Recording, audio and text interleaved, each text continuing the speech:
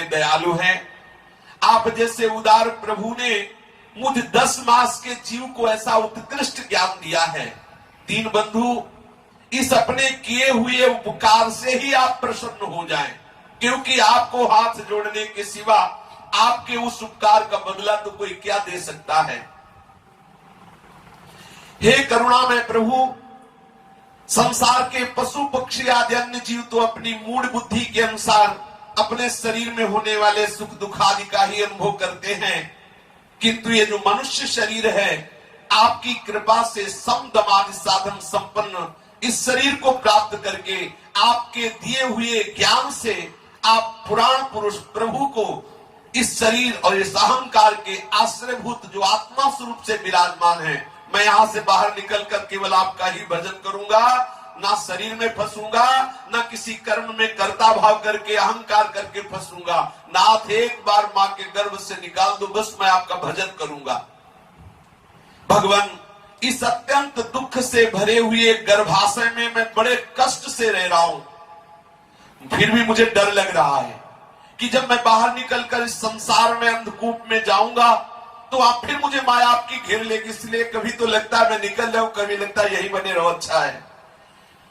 भगवान सुखदेव जी माता के गर्भ से नहीं निकले थे, वही अंदर ही बने रहे। जब भगवान व्यास जी ने बड़ी प्रार्थना की कि भाई इतना समय हो रहा, निकलो, तो उनका निकलेंगे तो माया सताएगी, तो बोले हम मायापति को बुला के कह देते हैं कि माया नहीं सताएगी। जब श्री हरि को प्रार्थना करके बुलाया और श्री हरि ने कहा तुम निकलो मात के गर्भ से, तुम्हें माया नहीं सताएगी, तो निकले। जीव अंदर घबरा रहा है कि प्रभु, एक तरफ तो मैं प्रार्थना कर रहा हूं कि मैं मां के गर्भ से निकलना चाहता हूं, दूसरी तरफ है कि जहां निकला वहां माया आपकी पकड़ लेगी। तो मुझे ऐसा लगता है कि माया ना पकड़े, गर्भ में ही बना रहूं तो अच्छा है। ये जो सुंदर ज्ञान हुआ है गर्भ में, मैं ज्ञान युक्त होकर गर्भ में बना रहूं तो अच्छा है, पर इस आपके संसार चक्र में जहां जाते ही अहम बुद्धि शरीर में हो जाती है और नाना प्रकार के फिर अशुभ कर्म बनते हैं, ये माया मुझे घेर लेगी। मैं व्याकुलता को छोड़कर हृदय में आपके श्री चरणारविंद के चिंतन को स्थापित करके बुद्धि की सहायता से इस बार मैं संसार चक्र से पार ही हो जाऊंगा, पक्का निश्चय करता हूं। यह है वादा। श्री हरि से गर्भ में वादा किया कि इस बार तो मैं आपके चरणों को नहीं भूलूंगा, बहुत हो गया जिससे मुझे अनेक प्रकार के दोषों से युक्त संसार में फिर ना आना पड़े, माता के गर्भ में फिर ना आना पड़े। बस एक बार मुझ पर ऐसी कृपा कर दो, बाहर निकलूं और आपके चिंतन में मगन रहूं, कभी आपका चिंतन न छोड़ूं। वो 10 महीने का जीव भगवान की प्रेरणा से गर्भ में विवेक संपन्न होकर भगवान की स्तुति करता है। भगवान कृपा करते हैं, संयोग बना देते हैं, अधोमुख बालक को प्रसव काल की वायु तत्काल बाहर के लिए ढकेल देती है। सहसा ठेलने पर वो जो ज्ञान उसे हुआ था एकदम भूल जाता है, एकदम वो ज्ञान लोप हो गया। वो व्याकुल होकर नीचे सरके हुए बड़े कष्ट से माता के उदर से बाहर निकला। जो ही श्वास गति निकलने के समय थोड़ा रुकी, संपूर्ण स्मृति, संपूर्ण जो विनय कर रहा था प्रभु से, वो ज्ञान नष्ट हो गया। पृथ्वी पर माता के रुधिर और मूत्र में पड़ा हुआ बालक विष्ठा के कीड़े के समान छटपटाता हुआ, वो कहां जो अभी मैं गर्भ में सुंदर आनंद का अनुभव कर रहा था, प्रभु का स्मरण कर रहा था, जो सुंदर ज्ञान प्रकट हो, वो सब कहां गया? बोले थाली बजा लड़का हुआ। अब वो आनंद, वो बेचारा रो रहा है कि वो ज्ञान कहां गया, वो अंदर से जो भगवत स्मृति थी वो कहां चली गई। देहाभिमान रूप अज्ञान दशा को प्राप्त हुए जो सामने लोग होते हैं उसको गोद में उठा लेते हैं, वो जोर जोर से रोता है।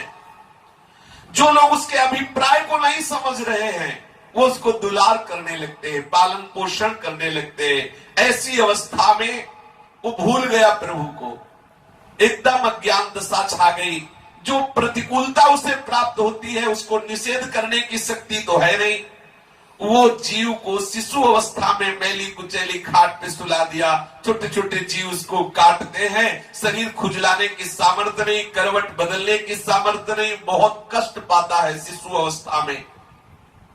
उसकी त्वचा बड़ी कोमल होती है, कोई भी जीव काटे तो बहुत कष्ट होता है। मच्छर आदि जो जीव हैं वो उसकी कोमल त्वचा को काटते हैं। गर्भावस्था का संपूर्ण ज्ञान जाता रहा, सिवा रोने के कोई बात उसकी समझ में नहीं आई। इस अवस्था के व्यतीत होने पर बाल्यावस्था, कौमार अवस्था आई, फिर पौगंड अवस्था आई। वो कौमार और पौगंड अवस्था के दुख को भोग करके फिर युवावस्था में पहुंचा। उस समय उसे केवल भोग वासना सताती।